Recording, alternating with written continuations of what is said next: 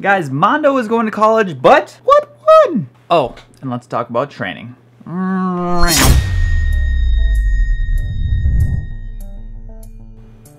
Welcome to the Pole Vault vlog where we talk everything pole vault. Kind of creepy. Last week I did a clinic with, actually I didn't really do the clinic with Scott Houston. Scott Houston called me with his telephone and asked if I would talk to some of his athletes at the clinic. So I did. What is my least favorite color? My least favorite color is red because stoplights are red and I don't like to stop. But I like my apples red. I also met a wonderful young lady who said she watches these vlogs, this right here, with her old man. She asked if I'd give him a shout out. Jason Guess, this is me shouting out to you. Is it weird? I'm looking at you right now. Feels like we're having a conversation, but we're not because you're just looking at a screen and I'm not really looking at you, I'm just looking at my camera. But prolonged eye contact.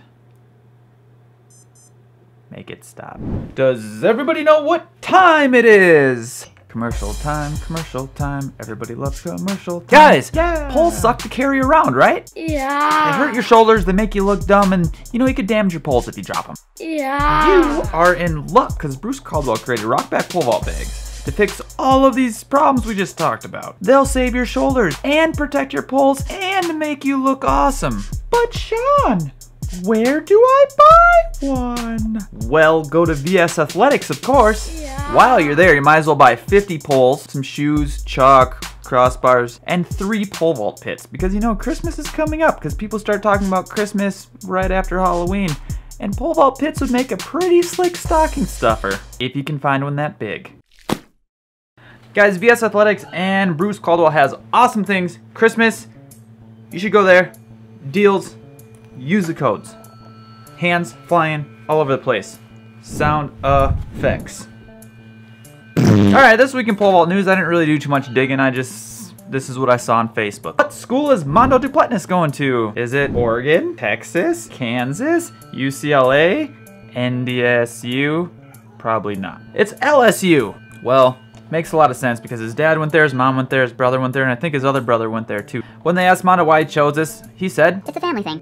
Fair enough, young Mondo. But that was a huge decision. Was he going pro or was he going to go to college? And it looks like we now have our decision. Sound effects. Also, the last couple weeks, I've been playing the song at the end of my vlogs. It's a pole vault song, and people have been asking where to download it, what's it called, where to get it, how to get it, how to get it. The song was made by Rob Muzzio, M-U-Z-Z-I-O. So little stats on this awesome fella here. He was the first ever back-to-back decathlon NCAA champion in 1984 and 85. He was an Olympian and he was a multiple world team member for the United States of America. His personal best is 82.37. Sorry, I coughed. His personal best is 82.37. I think I coughed because that score is sickening. See what I did there? So Rob did an amazing thing. I reached out to him and he put the song on SoundCloud, which I linked in the description below. He also put the song on YouTube, which I don't know why YouTube's, but it's also down in the description below. How do you feel about pole vault? How do you feel about Let's talk about pole vault training. Alright, so I get this question all the time every week is, how do I train? Why isn't my training working? What do I do to train? What isn't working? It comes down to 2 things, adaptation and resources. So adaptation, the goal of the body is to keep you alive with the most limited resources they can. And your body knows that stress can kill you. So here's how it works. You stress your body adapts to the stress, then it's no longer stressed anymore. Need an example? We got Donatello here. He wants to be able to bench press a little bit more. And your body's like, oh, it's so heavy, I just can't do it. So what does it do? Your body adapts. It's like, okay, we need some more muscle fibers and we need some more other stuff. Go into that guy's arms, stat, or else he's gonna break and die. So your body goes, once it gets all that stuff, it adapts. And what happens to you? You become stronger. And then what happens? The weight isn't so heavy anymore and your body's like, whoo! We can keep doing stuff. He's just staring at you all happy. This works for absolutely anything your body does, from running, to jumping, to throwing, to stretching, to kicking, to whatever you guys can think of. That's how it works. The stress you put on your body will adapt to that stress. So you have to be careful. And you have to think about how do you want your body to react to the stress you're placing on it. And this is also why you need to change the workout plan, and you need to change the stressors, because if you maintain the same stress the whole time, your body's already adapted and no changes will be made. You need to change the stressor. Guys, don't tell Carrie, but I need to use her candy drawer for the next, don't tell her, I won't eat any. The next important thing to think about are resources. Let me show you. Alright, so when I'm writing training plans for people, most people want everything. They can't choose one, they want everything, but it doesn't work that way. Here's a good example. I get a lot of people who say, I want to be a sprinter and a distance runner. It doesn't work like that. Here's how it makes sense. Again, don't tell Carrie I'm using these. Think of the M&Ms like your body's resources. This is speed and power. This is long distance running. This is fast twitch muscle fibers. This is slow twitch muscle fibers. Your body can do one or the other, or else there's opposing forces fighting each other. So if these are the resources, if you want to be a good sprinter, you will put the majority of your resources to being a good sprinter. But you won't be a very good distance runner. Or if you want to be a good distance runner, you train really hard and you move all your resources over to the distance running side. 16 M&Ms to make you a good distance runner, or 16 M&Ms to make you a good sprinter. Here's what tends to happen if people want both. They split it up. So now you're an average sprinter and you're an average distance runner. And you could argue that this is kind of what multi-event athletes are, but most of them are more sprint-based. Like look at Ashton Eaton. Most of the events in the decathlon are very fast twitch, very intense. And they're not as good distance runners. That's why Ashton Eaton, he's really good at a lot of this stuff, but his weakest stuff is probably the mile. So you gotta decide where you wanna put your resources for. Do you wanna be average at both, or put more resources into one or the other and be really good at the sprint or the distance? Pole vault is a sprinting, fast, intense event. That's where your resources should be.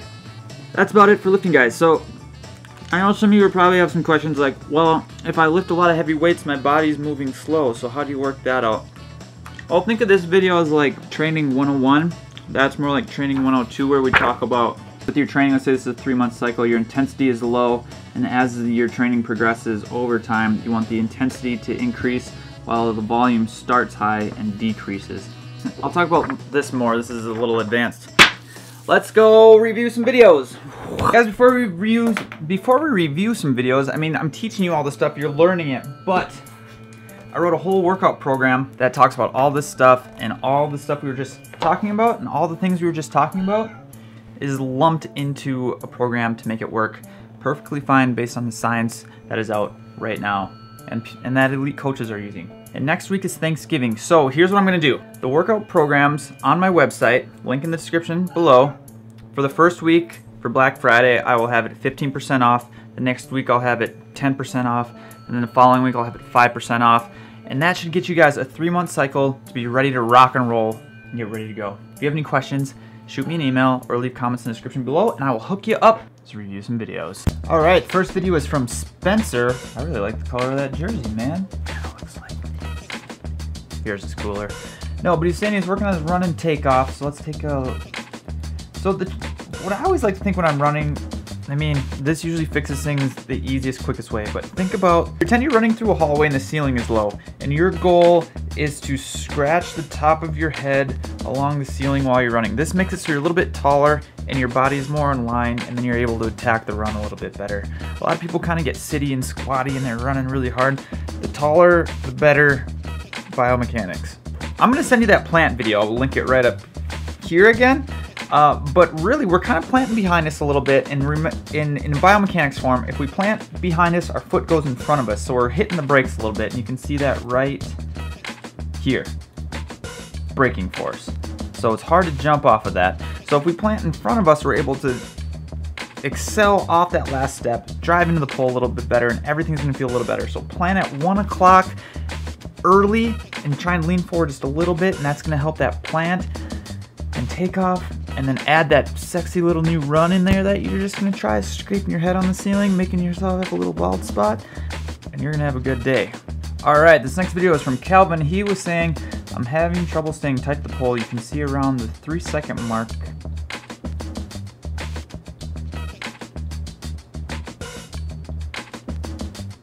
Oh, that's an easy fix. There's two things you can try. I like to do things in the order they happen in the vault. So the first thing I would do is right about here.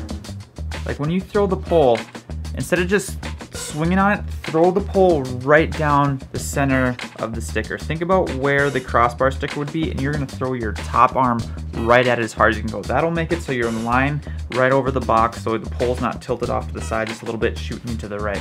The other thing, see how we just have some space? We're kind of pulling off of it with a straight arm.